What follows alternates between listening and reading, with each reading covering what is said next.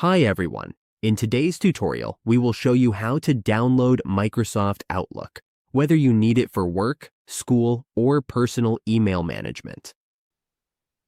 We will walk you through each step so it is easy to follow. This tutorial is for anyone who wants to access their Microsoft Outlook dashboard.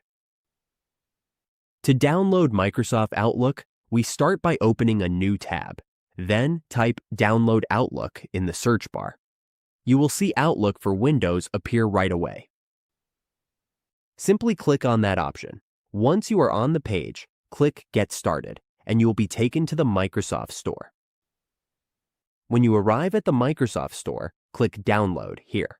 If you do not see the download option, it may be because Outlook is already installed on your device, as it is in our case.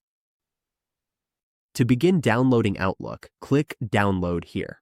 Once the download is complete, double-click the file in your Downloads folder to install Microsoft Outlook.